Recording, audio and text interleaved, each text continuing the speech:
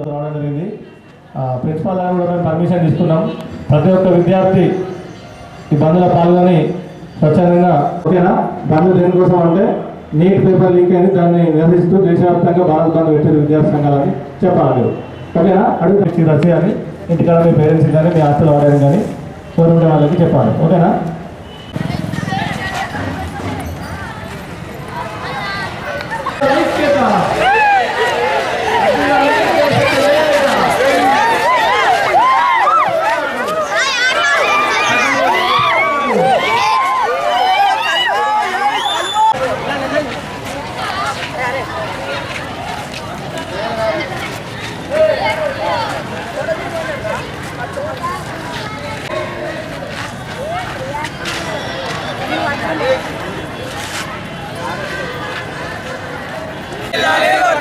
వర్ధిల్లాలి విద్యాసంఘాల ఐక్యత.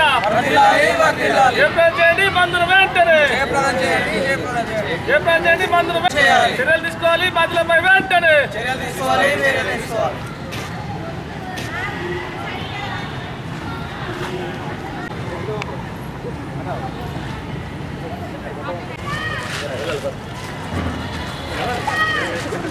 చదువుతూ పోరాడు, చదువుకై పోరాడు, చదువుతూ పోరాడు, చదువుకై పోరాడు. వర్ధిల్లాలి విద్యార్థి సంఘాల ఐక్యత. ఎన్టీఏ వారు నేషనల్ టెస్టింగ్ ఏజెన్సీ వారు నిర్వహించిన నీట్ ఎగ్జామ్ని వెంటనే రద్దు చేసి మళ్ళీ అవకతవకలు లేకుండా విద్యార్థులకు ఎలాంటి ఫీజు భారం పడకుండా నిర్వహించాలని ఈరోజు విద్యార్థి సంఘాల నాయకులు అందరూ కలిసి స్కూల్ని బంద్ చేయడం జరిగినది. కావున అందరూ సహకరించి బంద్కు సహకరించాలని కోరుతున్నాం. దేశవ్యాప్తంగా ఇటీవల కాలంలో జరిగినటువంటి నీట్ పరీక్షల్లో జరిగినటువంటి అవకతవకలు అట్లాగే పేపర్ లీకేజీని నిరసిస్తూ ఈరోజు దేశవ్యాప్తంగా ఈరోజు వామపక్ష విద్యార్థి సంఘాలు మరియు ఎన్ఎస్ఐ, ఎస్ఎఫ్ఐ, ఏఎస్ఎఫ్, పీడిఎస్ వంటి విద్యార్థి సంఘాల ఆధ్వర్యంలో ఈరోజు మేము బంద్కు పిలిపించాము.